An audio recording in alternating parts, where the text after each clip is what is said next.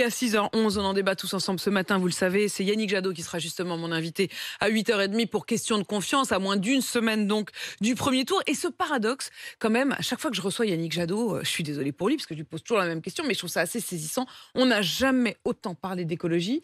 Et pour autant, l'écologie politique en France, en tout cas, ça prend pas. Est-ce que ça prend pas parce que le candidat est pas bon? Est-ce que ça prend pas parce que le parti est pas bon? Est-ce que ça prend pas parce que nous tous, Français, on trouve que c'est important, mais pas au point d'aller voter écolo, contrairement à nos voisins allemands, par exemple? La vraie difficulté, c'est qu'on sait que 99% des efforts qu'on doit faire profiteront à d'autres. Puisque c'est comme ça, c'est la logique du réchauffement au niveau mondial. Et on sait surtout que ça pénalisera les générations futures. Donc quand ça vous concerne pas géographiquement et quand ça vous concerne pas dans le temps, c'est quand même très compliqué de demander des efforts. Oui, d'en faire une priorité. Et du coup, tout le monde pense que c'est les autres pays qui vont faire les efforts. Et c'est comme ça qu'on entend les mêmes choses depuis 30 ans. C'est-à-dire qu'il y a urgence, la trajectoire est insoutenable. Moi, j'avoue, c'est vrai que le rapport du GIEC, encore une fois, il reste plus que 3 ans avant que ce soit la catastrophe. l'impression de l'avoir entendu. J'ai l'impression de l'avoir entendu 1000 fois, le rapport de la dernière chance. Non, Nicolas? Non, mais c'est quand même une... Défendez un peu l'écologie, allez-y. Non, c'est pas la question de la défendre, c'est un constat simplement. Ouais. Au présidentiel, les écolos n'ont jamais percé, ce qui ne les empêche pas d'être aujourd'hui à la tête des plus grandes villes de France.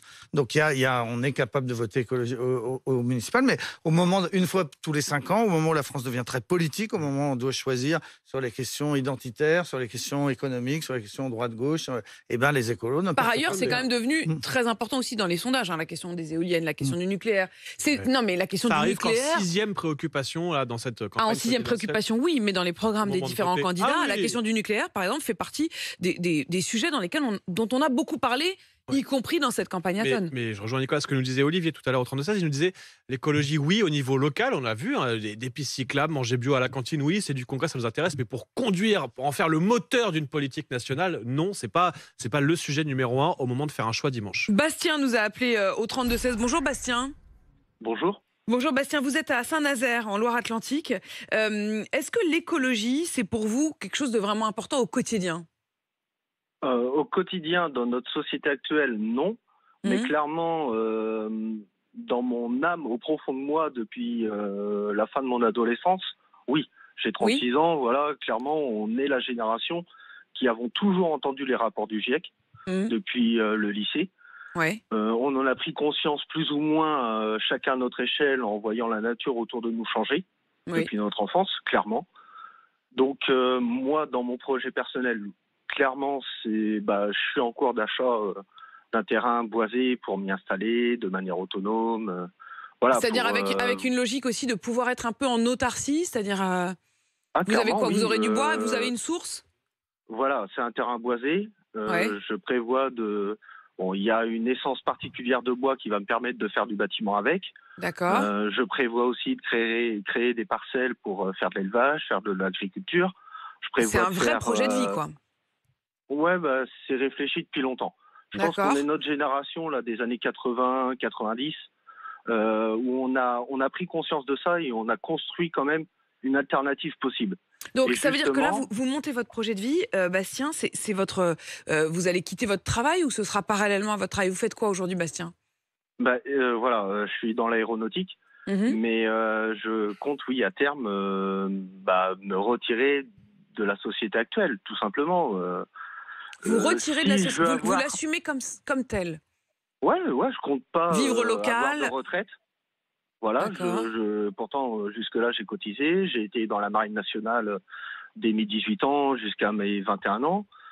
J'ai fait une école d'infirmier. J'ai toujours... Il n'y a pas de souci.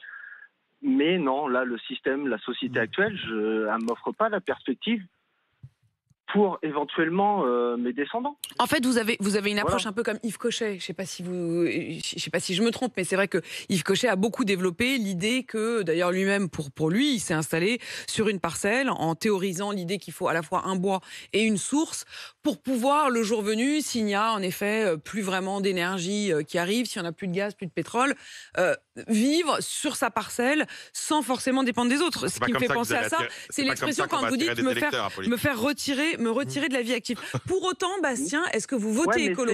Vous votez écolo? Non, justement.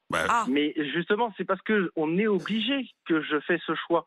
Si la société m'avait proposé, comme il y a certains candidats qui proposent un projet de société avec une vision différente par rapport au modèle actuel, avec vraiment des échelles beaucoup plus courtes au niveau des déplacements géographiques, avec une vie beaucoup plus locale. Voilà, exactement. Je remets pas la vie en société, du moins le système. Alors Yannick Jadot, il va pas jusque-là, mais malgré tout, c'est quand même celui qui a le programme le plus écolo. Mais du coup, ça vous suffit plus, ça vous suffit pas. Bah oui, mais il faut un projet de société. Soit il était radical. D'accord. Non, c'est pas être radical. C'est avoir une vision, un projet de société. Là, on sait que dans 10-15 ans, le pétrole, le gaz, ça va être très compliqué de continuer. Oui, au fond, la guerre en Ukraine ne fait qu'accélérer un constat que tout le monde faisait. Exactement. On sait déjà qu'il va y avoir des guerres pour l'eau potable dans 20 ans, 25 ans. Ouais. Bastien, c'est intéressant parce que c'est vraiment un choix de vie, hein, Emmanuel. Oui, c'est un choix de vie, mais c'est vivre comme il y a 50 ans. Voilà, exactement. Me mettre en retrait, malheureusement, c'est une régression. Bah oui. Mais c'est parce que la société ne me propose pas un choix alternatif pour pouvoir. Donc vous vous dites, je vais me débrouiller tout seul. Bastien, vous avez une vie de famille? Moi, non. J'ai ma famille proche, oui. Mais j'ai fait en sorte de ne pas construire une vie de famille, de ne pas avoir d'enfants. Ah, donc quand vous dites je me retire de la société telle qu'elle est aujourd'hui, ça va jusqu'à l'idée de ne pas enfanter, de ne pas. Non, justement, ça serait un souhait. Mais cette alternative-là, me permettrait de me projeter éventuellement à avoir des enfants. Là aujourd'hui, quelle vie je leur offre? Franchement, pour moi, c'est pas un cadeau. Moi, je vous entends évidemment, Bastien. Alors évidemment, vous pensez bien que celle qui a 4 enfants et qui vous répond a un peu plus de mal avec cette idée-là. Je trouve ça à la fois. Je comprends que ça puisse devenir une forme presque même d'obsession, de vie dans le futur. Si vous êtes vraiment persuadé qu'en effet les choses vont s'écrouler, il y a quelque chose de vital chez vous à établir ça. Moi, j'ai toujours pensé qu'un enfant qui naît est un espoir pour l'humanité parce que justement, il peut être celui qui va la changer, la vie, qui va changer le monde. Mais c'est une autre approche. Bastien, ce que je trouve intéressant, c'est que à titre personnel, vous montez, vous, cette réponse, qui est une réponse finalement à votre échelle très courageuse. Pour autant, vous n'allez pas jusqu'à voter écolo.